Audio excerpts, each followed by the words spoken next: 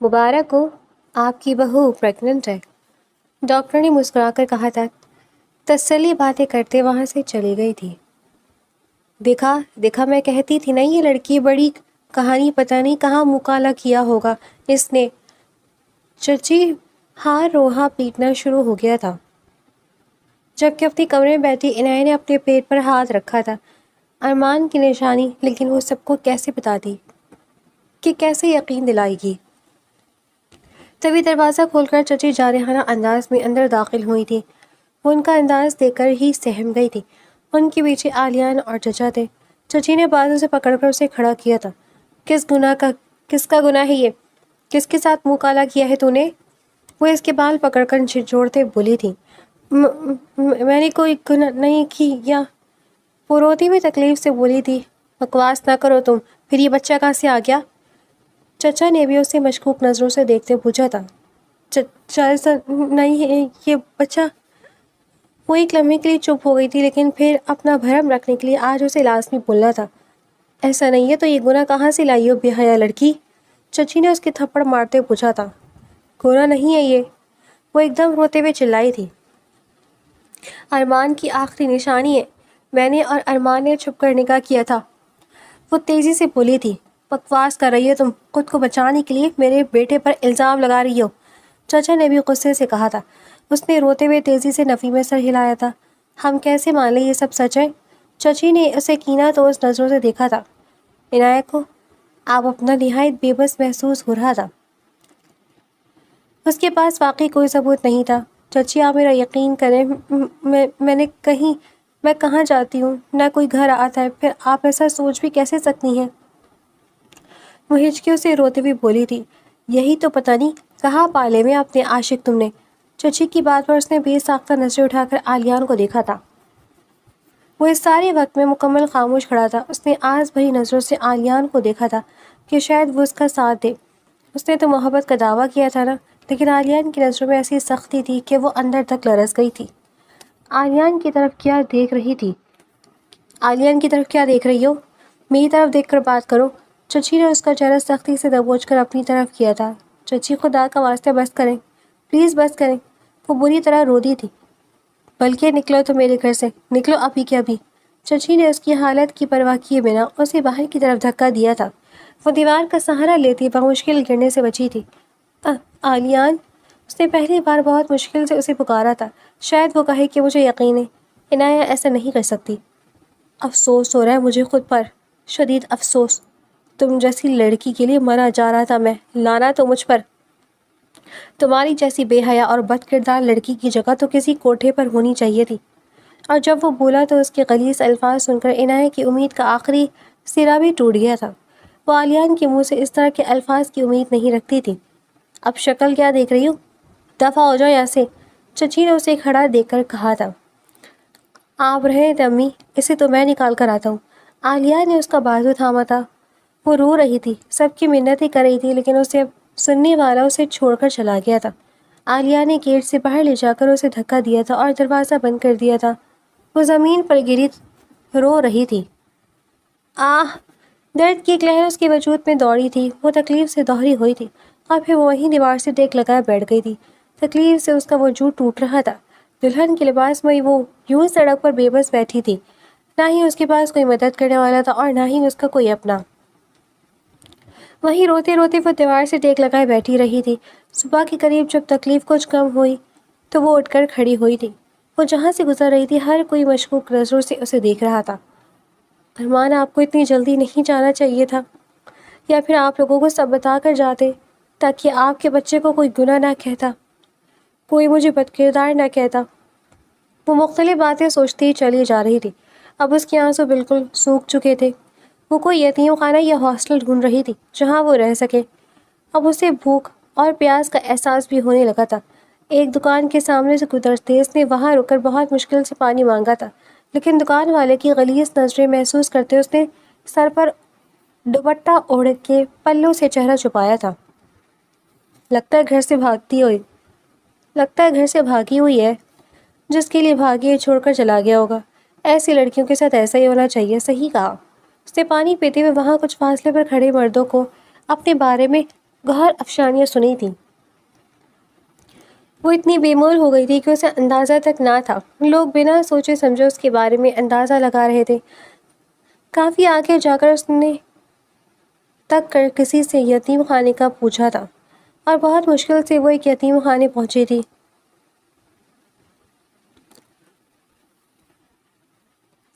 تو جو کہانی تم نے سنائی ہے میں کیسے مان لوں یہ سب سچ ہے؟ یتیم خانے کی وارڈر نے اس کی ساری بات سنتے پوچھا تھا۔ آپ بے شک میرا یقین کریں، لیکن یہی صحیح ہے۔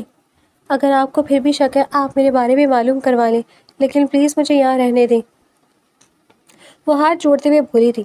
یتیم خانے کی وارڈن ایک رحم دل عورت تھی، لیکن وہ جوان لڑکیوں کے معاملے میں بہت سخت تھی۔ وہ نہیں چاہتی تھی کہ کوئی لڑکی غلط قدم اٹھائے اور ان کے ادارے کا نام خراب ہو۔ ٹھیک ہے تم یہاں رہ سکتی ہو، لیکن کوئی مشکوک حرکت کرتی نظر نہ آؤ مجھے، انہوں نے اسے وارن کیا تھا۔ جی میں وعدہ کرتی ہوں کچھ غلط نہیں ہوگا۔ اس نے سکون کا سانس لیا تھا۔ پھر انہوں نے اسے ایک کمرے میں بھیجا تھا۔ وہاں بہت سی لڑکیاں تھیں، کچھ اس سے زیادہ عمر کی اور کچھ کم۔ کمرے میں بہت سے بیڈ 2 لائنوں میں لگے ہوئے تھے۔ یہ نئی لڑکی آئی ہے، اس کا خیال رکھنا ہے سب، اور مہناز تمہیں سے کوئی اپنا سوٹ دے دو۔ پاؤڈر نے سب کو کہتے آخر میں ایک لڑکی کو مخاطب کیا تھا جو تقریباً 29-30 سال کی تھی۔ مہناز اس کے پاس آئی تھی۔ آ جاؤ، ڈرو نہیں، ہم سب کو اپنی فیملی سمجھو، آ جاؤ۔ وہ اس کا ہاتھ تھام کر بیڈ کی طرف لے کر گئی تھی اور اسے وہاں بٹھاتے مہناز نے اس کی حالت دیکھتے پہلے اسے کپڑے چینج کرنے کے لیے دیے تھے۔ وہ شاور لے کر کپڑے چینج کر کے باہر آئی تو مہناز نے اسے کھانا لا کر دیا تھا۔ کھانا دیکھتے اسے یاد آئے کہ وہ کب سے بھوکی تھی۔ اس نے نم آنکھوں سے پہلا نوالا منہ میں ڈالا تھا۔ وہ یہ سوچ بھی نہیں سکتی تھی جو اس کے ساتھ ہو رہا تھا۔ رات کا نہ جانے کون سا پہر تھا جب وہ تکلیف سے اٹھی تھی۔ اس کے پیٹ میں شدید درد ہو رہا تھا۔ وہ درد سے کرہاتی اٹھ کر بیٹھی تھی۔ اسے سمجھ نہیں آ رہی تھی وہ کیسے آواز دے۔ وہاں وہ کسی کو نہیں جانتی تھی سوائے مہناز کے جو نہ جانے کہاں سو رہی تھی۔ بمشکل وہ بیڈ سے اٹھی تھی، لیکن تکلیف کی وجہ سے وہ ایک دم بھی قدم نہیں اٹھا پائی تھی اور بے ہوش ہوتے وہیں بیڈ پر گر گئی تھی۔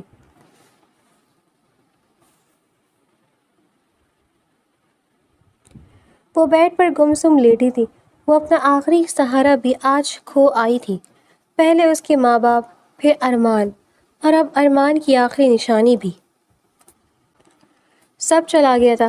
اب اس کا اس دنیا میں سوائے اس رب کے ذات کے کوئی نہ تھا۔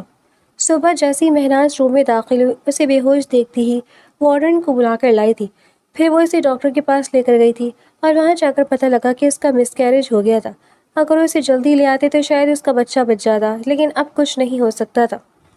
وہ تب سے واپس آنے تک مکمل خاموش تھی۔ مہناز اسے چپ دیکھ کر اس کے پاس آئی تھی۔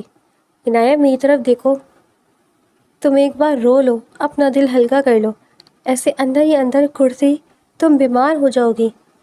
کسی کی ذرا سی توجہ پاتے ہی وہ بکھر گئی تھی۔ وہ مہناز کے گلے لگ کر رو دی تھی۔ مہناز نے اس کی کافی دلجوئی کی تھی اور اسے اپنی زندگی میں آگے بڑھنے کا مشورہ بھی دیا تھا۔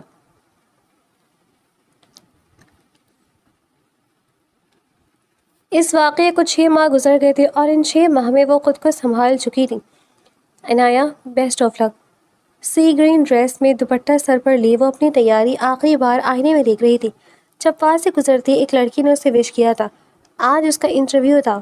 وہ کچھ نروس تھی، لیکن اب وہ پہلے سے بہت بدل گئی تھی۔ وہ مسکرا کر سب سے دعائیں لیتی بیگ اٹھاتے باہر نکل گئی تھی۔ حسن، سب کے انٹرویو ہو گئے؟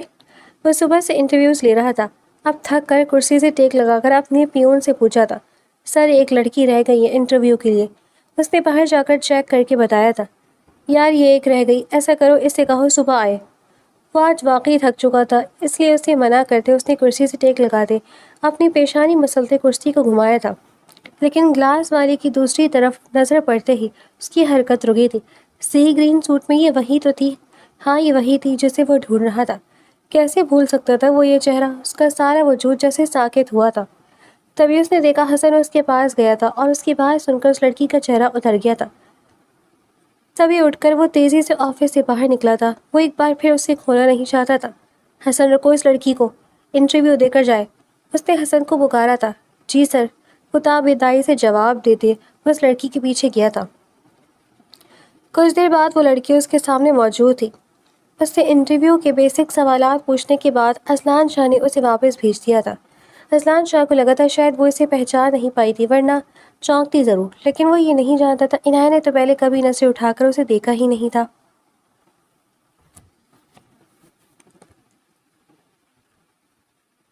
اسے اپائنٹمنٹ لیٹر مل گیا تھا اور آج اس کی جوائننگ تھی۔ وہ ایک فائل لیے اس کے آفس میں داخل ہوئی تھی۔ سیاہ لباس میں وہ پیائی لگ رہی تھی، لیکن اس کا حسن ہمیشہ کی طرح سوگوار تھا۔ سر، یہ کچھ مسئلہ ہے اس میں؟ اس نے فائل ٹیبل پر اس کے سامنے رکھی تھی اور اس کے قریب جھک کر بولی تھی۔ اذلان شاہ تو اس کے وجود سے آتی خوشبو میں ایسا الجھا تھا کہ اس کا بتایا ایک لفظ بھی اسے سمجھ نہیں آ رہا تھا۔ سر، عنایہ اس کی مسلسل نظروں سے کنفیوز ہوتی بمشکل بولی تھی۔ وہ نظریں اس سے ہٹاتے فائل پر مرکوز کرتے بولا تھا۔ سر، یہاں کچھ گڑبڑ لگ رہی ہے۔ وہ اسے دوبارہ شروع سے سب بتانے لگی تھی۔ اوکے، آپ فائل یہاں رکھ جائیں، میں دیکھ لیتا ہوں۔ اس نے لیپ ٹاپ پر کچھ ٹائپ کرتے کہا تھا۔ Okay sir. وہ باقی کی فالتو فائلز اٹھا کر ایک سائڈ پر رکھتے اس نے قدم باہر کی طرف بڑھائے تھے۔ رکے مس عنایہ، اذلان شاہ نے اسے آواز دے کر روکا تھا۔ جی سر۔ وہ وہیں سے پلٹی تھی۔ نہیں جائیں۔ 2 منٹ وہ الفاظ ترتیب دیتا رہا، پھر سر جھٹک کر بولا، عجیب انسان ہے۔ اپنی چیئر پر بیٹھتے ہوئے اس نے سوچا تھا۔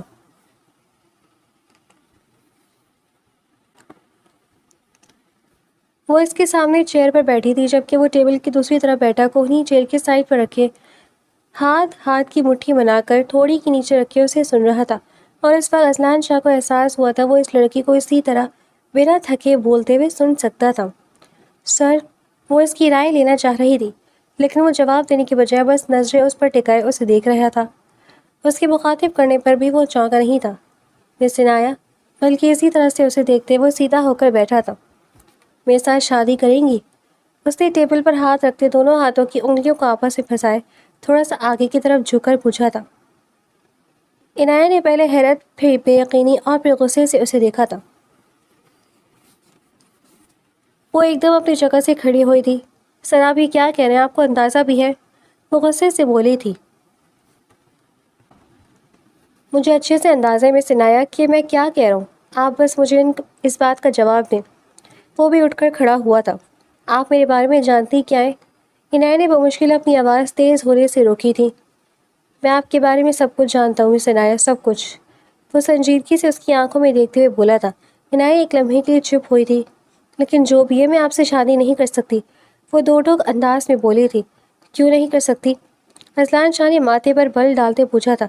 کیونکہ یہ میری زندگی، اور جو میں چاہوں میں وہی فیصلہ کروں گی۔ نہ جانے اس میں اتنا اعتماد کہاں سے آ گیا تھا۔ شاید اب وہ اپنی زندگی کا فیصلہ کسی اور کے ہاتھوں میں نہیں دے سکتی تھی۔ پہلے ہی وہ خود کو لوگوں کے حوالے کر کے بہت بری طرح گری تھی، اور اب دوبارہ گرنا نہیں چاہتی تھی۔ وہ گھوم کر عنایہ کی طرف آیا۔ مس عنایہ، چاہے کچھ بھی ہو جائے، شادی تو آپ کو مجھ سے ہی کرنی پڑے گی، اس لیے جتنا ٹائم لینا ہے لیں، لیکن جواب ہاں ہونا چاہیے۔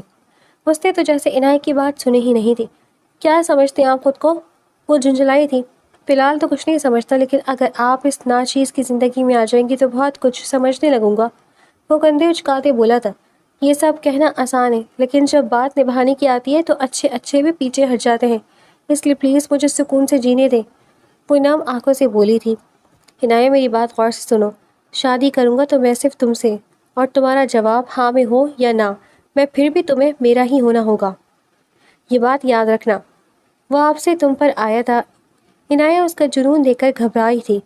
بہت طاقت ہے آپ کے پاس، آپ کو کیا لگتا ہے اپنی طاقت کے زور پر کچھ بھی کر لیں گے؟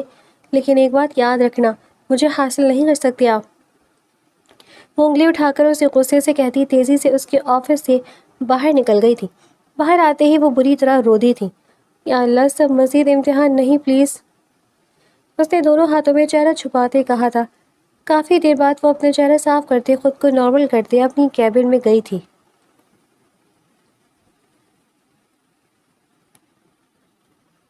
ہاسٹل آ کر بھی وہ پریشان رہی تھی۔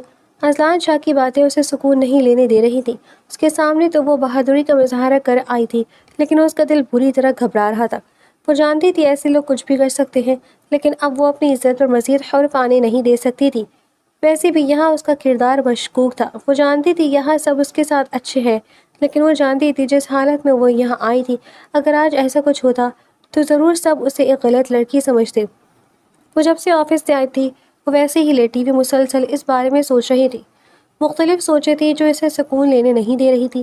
اس نے سوچ لیا تھا کہ وہ یہ جاب چھوڑ دے گی، لیکن پھر دوبارہ سے نئی جاب ڈھونڈنی پڑے گی جو پتہ نہیں ملنی تھی یا نہیں۔ وہ بری طرح پھنس چکی تھی۔ پھر وہ اٹھی تھی اور وضو کر کے نماز کی نیت سے کھڑی ہوئی تھی۔ اللہ کے سوا نہ اسے کوئی سن سکتا تھا اور نہ ہی سمجھ سکتا تھا۔ وہ سجدے میں گر کر بری طرح رو دی تھی۔ ایک بات اسے اس جگہ کی بہت پسند تھی، یہاں الگ سے پریئر روم تھا۔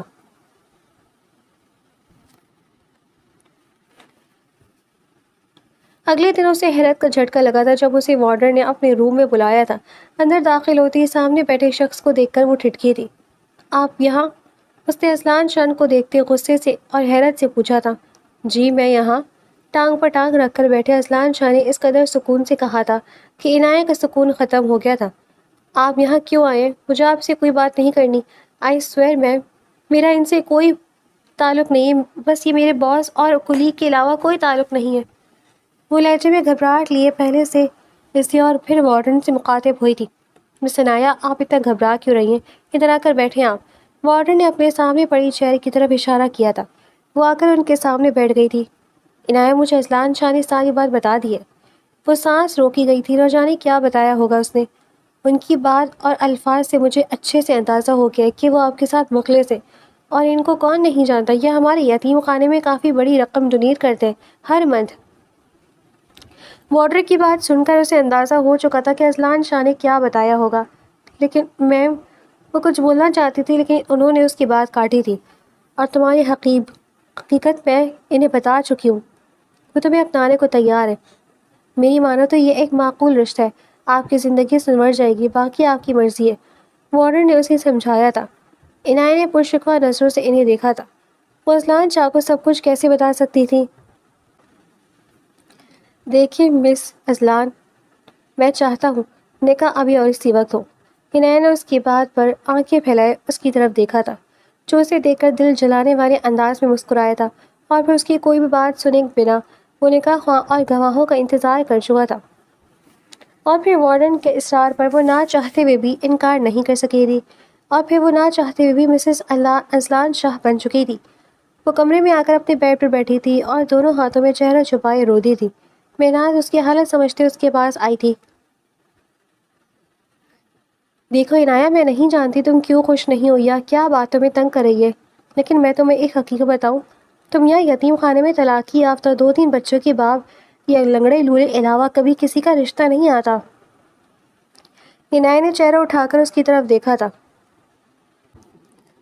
آخر کوئی کیوں ہی ایسی لڑکی کا رشتہ لینے آئے گا جس کے آگے پیچھے کوئی نہیں ہے، لیکن اذلان شاہ ایک جانا مانا بزنس مین جو چاہے تو کسی بھی لڑکی سے شادی کرے، لیکن وہ یہاں تمہارے لیے آیا ہے، تمہاری ساری حقیقت جانتے ہوئے بھی تم سے نکاح کیا ہے، تو ظاہر سی بات ہے تم میں اسے کچھ تو اچھا لگا ہوگا نا۔ ایک دوست ہونے کے ناطے میرا مشورہ ہے کہ اس شخص کی قدر کرنا اور کوشش کرنا اس رشتے کو نبھانے کی، ورنہ تمہیں شاید یاد ہو تمہارے آگے چچا زاد نے کس طرح تمہارے بچے کا سنتے ٹھکرا دیا تھا تمہیں۔ مہناز اپنی بات پوری کرتے اس کا ہاتھ دبا کر اٹھ گئی تھی۔ وہ کافی دیر یہی سب سوچتی رہی تھی، تبھی ایک لڑکی اس کے لیے کپڑے، جولری اور اسی طرح مزید سامان لے کر آ گئی تھی۔ یہ اذلان شاہ نے بھجوایا، تیار ہو جاؤ، وہ بھی تمہیں ساتھ لے کر جائے گا۔ عنایہ نے اس سامان کو دیکھا تھا اور پھر اس بات میں سر ہلاتے وہ کھڑی ہوئی تھی۔ اپنے بیڈ پر بیٹھی مہناز اسے ہی دیکھ رہی تھی۔ وہ اٹھ کر اس کے پاس گئی تھی۔ تھینک یو فیصلہ کرنے میں مدد کرنے کے لیے۔ وہ اس کے گلے لگ گئی تھی۔ مہناز بھی مسکراتی اور دل سے اسے خوش رہنے کی دعا دی تھی، اور پھر اس نے اور 1-2 اور لڑکیوں نے اسے ہلکا پھلکا تیار کیا تھا۔ وہ خوش نہیں تھی لیکن ناخوش بھی نہیں تھی۔ وہ اتنی جلدی یہ سب ایکسیپٹ نہیں کر سکتی تھی۔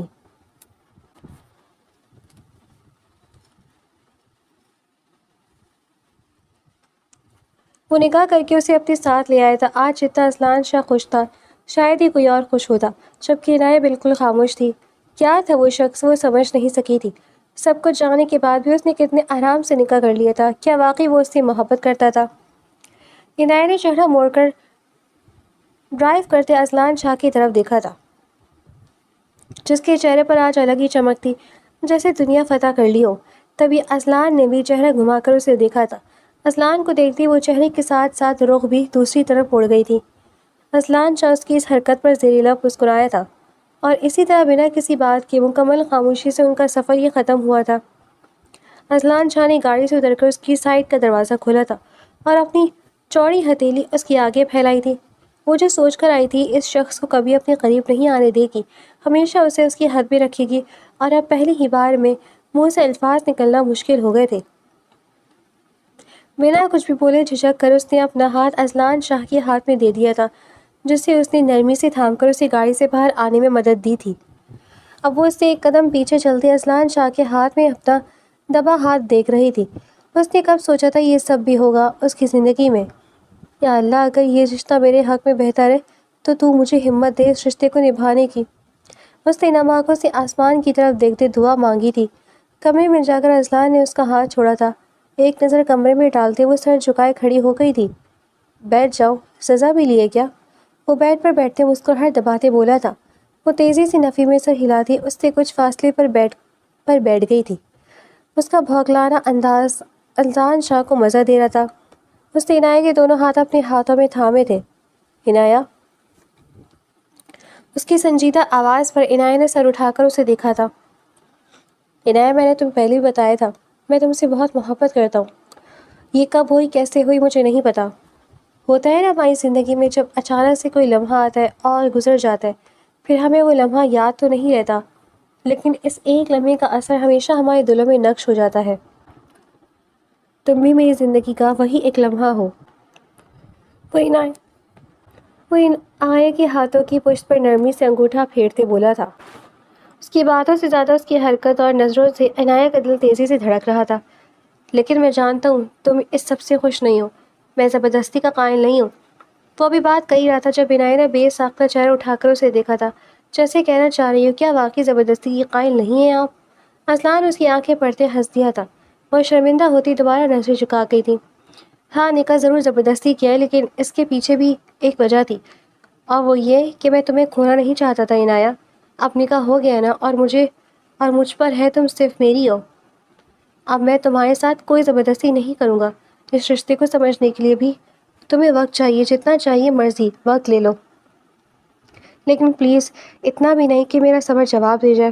میں کبھی تمہارے قریب آنے کی کوشش نہیں کروں گا، لیکن وہ ایک لمحے کے لیے رکا تھا اور عنایہ نے فوراً چہرہ اٹھا کر اسے دیکھا تھا۔ اصلان شاہ اس کی توجہ سے بات سننے پر ایک بار پھر مسکرایا تھا۔ لیکن ہم اچھے دوست بن کر رہیں گے، تم کوئی بات بلا جھجک مجھ سے کر سکتی ہو، بولو منظور؟ اصلان شاہ نے اپنی بات مکمل کر کے اس سے پوچھا تھا۔ منظور، وہ مسکرا کر بولی تھی۔ اسے خود بھی اندازہ نہ ہوا تھا کہ وہ مسکرا رہی ہے۔ چلو اب چینج کر لو، تھک گئی ہوگی۔ وہ اس کے ہاتھ چھوڑتے کھڑا ہوا تھا۔ عنایہ بھی فوراً سے کھڑی ہوئی تھی۔ الماری کے پاس جاتے اصلان نے ایک ڈریس نکال کر اس کی طرف بڑھایا تھا۔ گلابی پرنٹڈ سمپل سا ڈریس بہت پیارا تھا۔ یہاں تمہاری ضرورت کی ہر چیز موجود ہے، اگر پھر بھی کچھ چاہیے ہو تو مجھے بتا دینا۔ ڈریس عنایہ کے ہاتھ میں دیتے اس نے مزید کہا تھا۔ عنایہ بس خاموشی سے اسے دیکھ رہی تھی۔ وہ اتنی اچھا لگتا تو نہیں تھا جتنا اب بن رہا تھا، یا شاید وہ واقعی اچھا تھا۔ کیا سوچ رہی ہو؟ اس نے اپنی جگہ سے ہلتے نہ دیکھ کر اصلان نے اس کی طرف جھک کر پوچھا تھا۔ میں کچھ نہیں، میں چینج کر کے آتی ہوں۔ وہ تیزی سے واش روم کی طرف گئی تھی اور اصلان شاہ کمرے سے باہر نکلا تھا۔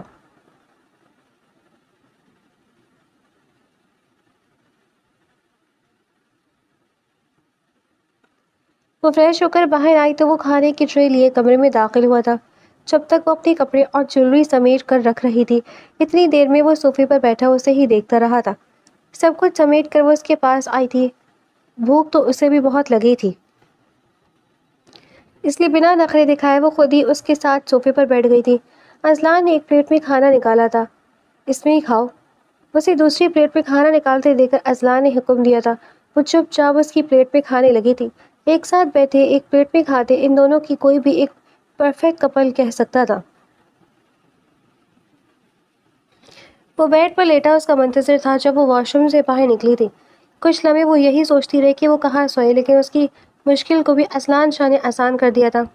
ادھر آؤ، اس نے سنجیدگی سے حکم دیا تھا۔ وہ دھیرے دھیرے چلتی بیڈ کے پاس آئی تھی۔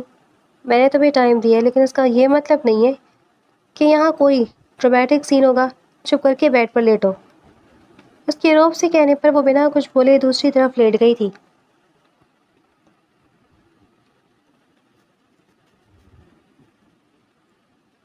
ان کے نکاح کو 1 ہفتہ گزر چکا تھا اور اس 1 ہفتے میں ان دونوں میں خاصی دوستی ہو گئی تھی۔ آج بھی اذلان کے آفس جانے کے بعد وہ صبح سے گھر میں ادھر ادھر گھوم رہی تھی۔ گھر کا جائزہ لینے کے بعد وہ کچن میں آئی تھی۔ آپ کو کچھ چاہیے بی بی جی؟ وہاں کھڑی ملازمہ نے اسے دیکھتے پوچھا تھا۔ نہیں، میں بس سوچ رہی تھی کچھ بنا لوں، اس نے کچن میں نظریں دوڑاتے کہا تھا۔ آپ کو کچھ چاہیے تو آپ مجھے بتا دیں، میں بنا دیتی ہوں، ملازمہ فوراً سے بولی تھی۔ نہیں، مجھے نہیں چاہیے کچھ بھی، بس مجھے بتا دو سب کہاں پڑا ہے، آج کھانا میں بناؤں گی۔ اس نے بات کرتے ہوئے فریج کھول کر جائزہ لیا تھا۔ لیکن بی بی جی آپ کیوں بنائیں گی؟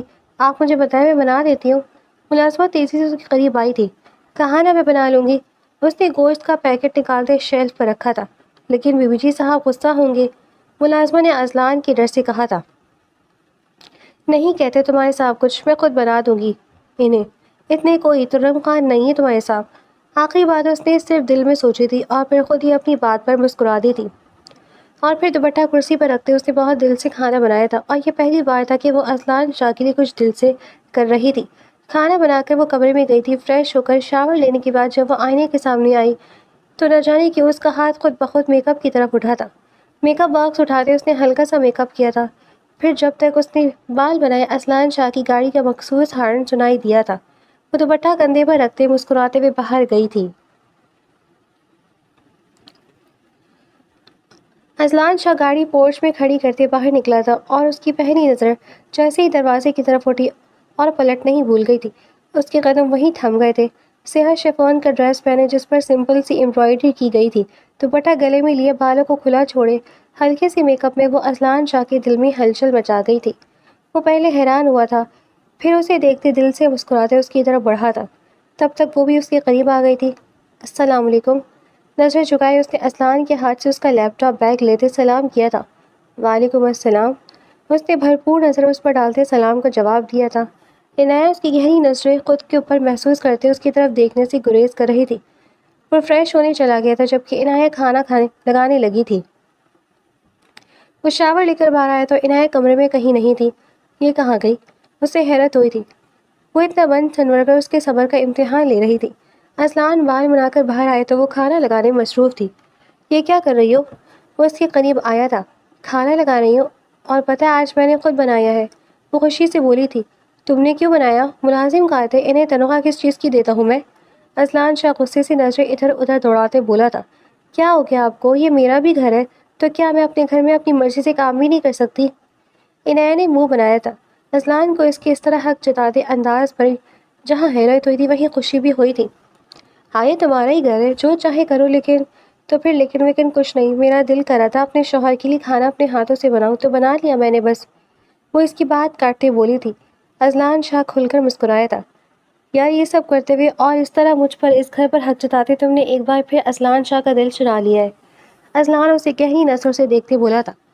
وہ بھی نظریں جھکائی مسکرا دی تھی۔ اذلان شاہ کو ماننا پڑا تھا، وہ کھانا واقعی بہت مزے کا بناتی ہے۔ کھانے کے بعد بوٹ گیا تھا۔ عنایہ بھی برتن سمیٹتے اس کے پیچھے کمرے میں گئی تھی۔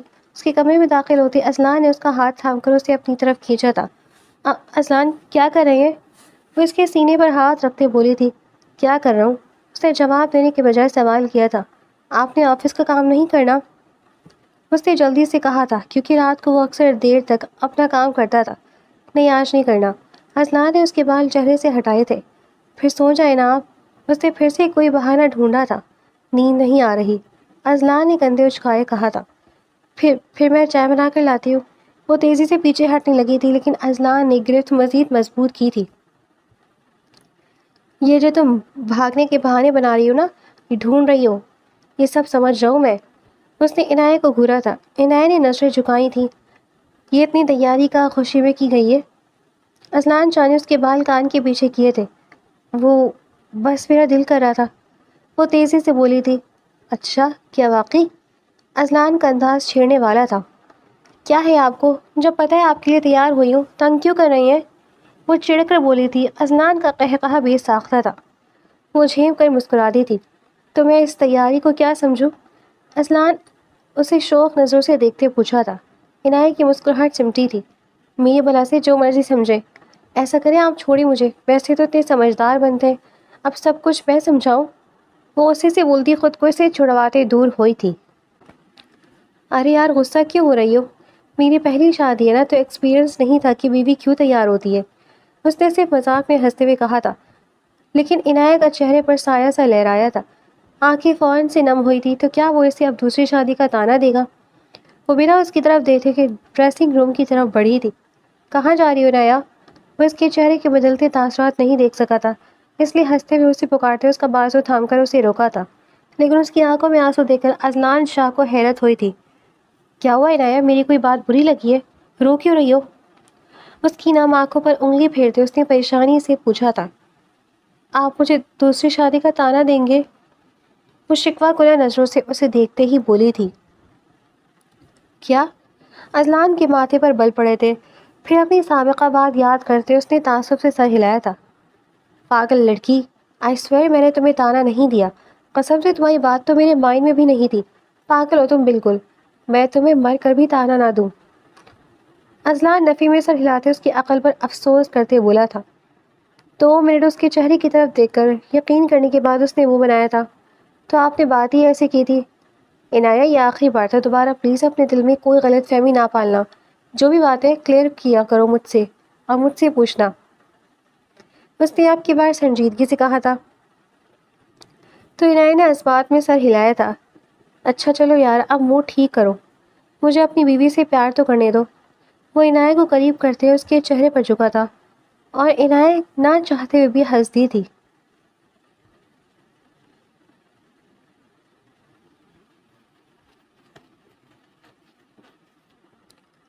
اذلان آفس میں تھا جب وہ تن فن کرتی اس کے آفس میں داخل ہوئی تھی۔ اذلان تم نے شادی کر لی؟ عائلہ کا صدمے سے برا حال تھا۔ ہاں کر لی، وہ لیپ ٹاپ پر انگلیاں چلاتے ہوئے بولا تھا۔ ایسا کیسے کر سکتے ہو تم؟ تمہیں پتا تھا نا کہ میں تم سے محبت کرتی ہوں؟ وہ غصے سے چلائی تھی۔ لیکن میں تم سے محبت نہیں کرتا، آئی سمجھ، اب دفع ہو جائے ایسے، وہ اتنے ہی پرسکون لہجے میں بولا تھا۔ اذلان شاہ تم نے میرے ساتھ اچھا نہیں کیا، میں تمہیں کبھی خوش نہیں رہنے دوں گی۔ وہ ٹیبل پر دونوں ہاتھ رکھتے اس کی طرف جھک کر بولی تھی۔ میری خوشی تم سے وابستہ ہے بھی نہیں، اور جس سے ہے وہ میرے گھر میں میری منتظر ہے، اس لیے اپنی انرجی یہاں ضائع نہ کرو، اور اب جاؤ یہاں سے۔ وہ اس کی آنکھوں میں دیکھتے سرد لہجے میں بولا تھا۔ دیکھ لوں گی تمہیں بھی اور تمہاری بیوی کو بھی، وہ غصے سے بولتی پیچھے ہٹی تھی۔ دیکھ لینا، فی الحال نکلو یہاں سے، اس سے پہلے میں دھکے دے کر نکلواؤں، وہ دروازے کی طرف اشارہ کرتے بولا تھا۔ عائلہ غصے سے اسے گھورتے باہر نکلی تھی۔ دیکھ لوں گی تمہیں اذلان شاہ، اب تو دیکھنا پڑے گا آخر کس لڑکی کو مجھ پر فوقیت دی ہے تم نے، وہ غصے سے گاڑی میں بیٹھتے بولی تھی، اور اب اس کا رخ اذلان شاہ کے گھر کی طرف تھا۔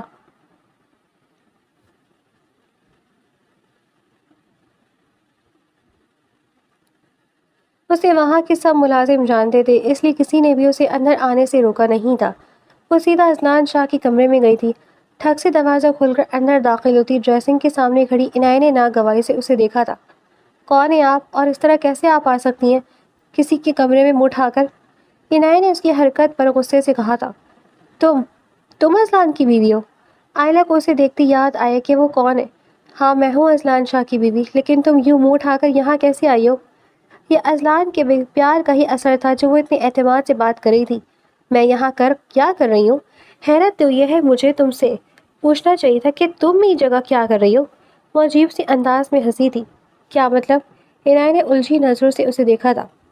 مطلب یہ میری جان، اذلان شاہ اور میں ایک دوسرے سے محبت کرتے، اور آج سے نہیں پچھلے 5 سالوں سے، لیکن پھر ایک دن اذلان کی گاڑی سے کسی لڑکی کا ایکسیڈنٹ ہو گیا تھا اور اس کی ڈیتھ ہو گئی، اور وہ لڑکا ارمان تھا، تمہارا شوہر۔ سامنے کھڑی لڑکی کی بات سن کر وہ گنگ سی اسے دیکھ رہی تھی۔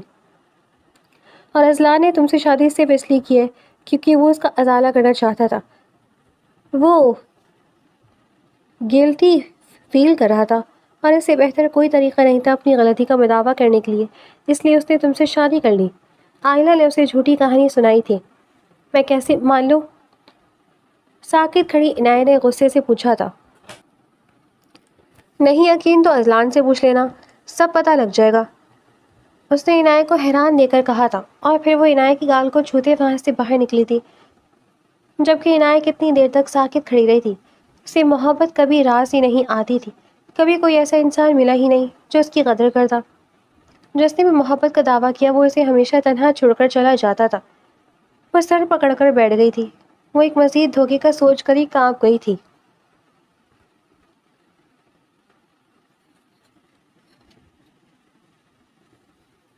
آج جب اذلان شاہ گھر آیا تھا تو وہ اس کے استقبال کے لیے دروازے پر نہیں آئی تھی. اذلان شاہ کو حیرت تو ہوئی تھی لیکن وہ مسکراتے ہوئے اندر کی طرف بڑھا تھا. وہ دروازہ کھول کر روم میں داخل ہوا تو وہ سامنے ہی بیک گراؤنڈ سے ٹیک لگائے بیٹھی ہوئی تھی. کیا ہوا عنایت، طبیعت ٹھیک ہے؟ وہ اس کی حالت دیکھتے پریشان ہوا تھا. عنایت نے نم آنکھیں اٹھا کر اسے دیکھا تھا. مجھ سے شادی کیوں کی تھی؟ اس نے کھڑے ہوتے اذلان شاہ کی طرف دیکھتے پوچھا تھا. کیا مطلب کیوں کی تھی؟ اذلان شاہ کو اس کا سوال عجیب لگا تھا، اور صرف سوال ہی نہیں، اسے تو آج وہ بھی عجیب لگ رہی تھی. بہت معصوم ہیں آپ. کچھ نہیں پتا آپ کو؟ چلیں یہ بتائیں، ارمان کو جانتے ہیں؟ اس نے استہزاء ہنستے ہوئے پوچھا تھا. اذلان شاہ کے ماتھے پر بل پڑے تھے. ہاں جانتا ہوں، اس کا ایکسیڈنٹ ہوا تھا میری گاڑی سے، اور اس سے زیادہ میں اسے نہیں جانتا. اذلان شاہ کو کچھ اندازہ ہو رہا تھا، اس لیے پوچھتے ہوئے بھی اسے وضاحت دی تھی. تو آپ کی صرف شرمندگی کی وجہ سے مجھ سے شادی کی ہے تاکہ آپ اس غلطی کا ازالہ کر سکیں. شرم آنی چاہیے آپ کو. محبت کا جھوٹا کھیل کھیلتے. اس سے اچھا تھا آپ میرے ساتھ نکاح ہی نہ کرتے. یوں ایک بار پھر سے میرا اعتبار نہ ٹوٹتا. وہ غصے سے اسے پیچھے دھکیلتی بولی تھی. اس بار اذلان شاہ کو اس کی حرکت پر سچ میں غصہ آیا تھا. تمہیں کیا لگتا ہے اتنا ہی کوئی سچی ہوں میں؟ اگر یوں اس طرح کسی کا میری گاڑی سے ایکسیڈنٹ ہوگا اور میں ازالہ کرنے کے لیے اس کی بیوی سے شادی کر لوں گا، کیا ایسا لگتا ہے تمہیں؟ اگر تمہارے علاوہ کوئی اور ہوتا یا تم خود بھی ہوتی تو بھی میں ہر مہینے ایک معقول رقم بھیج کر اس لڑکی کی مشکلات حل کرنے کی ازالہ کرنے کی کوشش کرتا، نہ کہ نکاح کر کے. تم اچھی لگی تھی، مجھے محبت ہو گئی تھی پہلی نظر میں تم سے، اس لیے آج تم یہاں موجود ہو. لیکن پھر بھی اگر تمہیں ایسا لگ رہا ہے تو میرے پاس کوئی وضاحت نہیں ہے. وہ بھی غصے سے بولا تھا. چلے مان لیا یہ سب، لیکن پھر وہ کون تھی جو آپ کے گھر میں آ کر کمرے میں میرے گھس کر آپ کی بیوی سے کہہ رہی تھی کہ اذلان شاہ اس سے شدید محبت کرتا ہے؟ اتنا حق اسے دیا ہے تو اس کے پاس تھا، جس کا مطلب تو یہی ہوا نا. وہ غصے میں نہ جانے کیا کیا بول رہی تھی. وہ خود بھی اس سب سے انجان تھی. کون؟ کیا آئلہ ہی تھی یہاں؟ اس کے ماتھے کے بالوں میں اضافہ ہوا تھا. مجھے نہیں پتا وہ کون تھی، لیکن جب تک میں یہاں ہوں کسی لڑکی کو حق نہیں ہے اس طرح منہ اٹھا کر کمرے میں اور گھر میں اس طرح گھس آنا. آپ اسے اپنے الفاظ میں سمجھا لینا. وہ انگلی اٹھا کر بولی تھی. وہ لڑکی میرے پیچھے پڑی ہوئی ہے. شادی کے لیے میرا نام. کل اس کے ساتھ کوئی چکر تھا اور آج نہ جانے کل اسے خواب دکھائے تھے. نہ آج نہ کل. اور ویسے بھی اس لڑکی سے شادی کرنے سے مجھے کون روک سکتا تھا؟ میں چاہوں تو اسے شادی کر لوں، لیکن اس پر دل کوئی بڑے استحقاق سے قبضہ کر چکی ہے. اور اذلان شاہ شرمندگی مٹانے اور ازالے کے لیے کسی سے شادی کر ہی نہیں سکتا، کیونکہ میں نے ہمیشہ وہ کیا ہے جو میرے دل نے کہا ہے. اذلان شاہ غصے سے اسے دیکھتے واش روم میں بند ہوا تھا. اس کے جاتے ہی عنایت دوبارہ بیڈ پر بیٹھ گئی تھی. اسے کہیں سے بھی نہیں لگ رہا تھا کہ اذلان شاہ جھوٹ کہہ رہا ہوگا، اس لیے اب اپنی جلد بازی پر اسے افسوس ہوا تھا. وہ سر ہاتھوں میں گرائے بیٹھی تھی. جب اذلان شاہ واش روم سے باہر آیا تھا وہ آئینے کے سامنے کھڑا بال بنا رہا تھا. جب وہ اس کے پاس آئی تھی. I am sorry. اپنے ہاتھوں کی انگلیوں کو مسلتے اس نے نظر جھکائے کہا تھا. اذلان شاہ اسے جواب دیے بنا بیڈ کی طرف بڑھا تھا، لیکن عنایت پیچھے سے اس کے گلے لگی تھی. مضبوطی سے اس کی شرٹ تھامے اس نے اذلان کے کندھے پر سر رکھا تھا. I am sorry. وہ جس طرح آپ پر حق جتائی تھی یہ بات مجھے بری لگی تھی اور بس اسی وجہ سے غصہ آ گیا تھا. سوری. وہ اب معصومیت سے بولی تھی. اذلان شاہ تو اس کی حرکت پر ہی موم ہو گیا تھا. کل کو کوئی اور آ کر ہم دونوں میں غلط فہمی پیدا کرنے کی کوشش کرے گا اور تم مان لو گی؟ اس نے ناراضگی سے کہا تھا. نہیں کبھی بھی نہیں. مجھے صرف آپ پر یقین ہے. دوبارہ ایسا کچھ ہوا تو اس کا منہ توڑ دوں گی. وہ جس انداز میں بولی تھی اذلان شاہ کا قہقہہ بے ساختہ تھا. عنایت کو کچھ تسلی ہوئی تھی، مطلب وہ مان گیا تھا. اذلان نے اس کا ہاتھ تھام کر اسے اپنے سامنے کیا تھا. اب بتاؤ کیا کہہ رہی تھی؟ اذلان شاہ نے اس کی کمر میں ہاتھ ڈالتے پوچھا تھا. میں کہی تھی میں ناراض ہوں آپ سے. آپ نے اتنی بری طرح غصہ کیا ہے مجھ پر. وہ منہ بناتے بولی تھی. It's not fair. ناراض نہ تھا. اذلان شاہ نے اسے گھورا تھا. لیکن اب تو میں ہوں نا. وہ گردن اٹھا کے اترا کر بولی تھی. تمہیں تو میں دیکھ لوں گا. اذلان شاہ اس کی طرف جھکا تھا.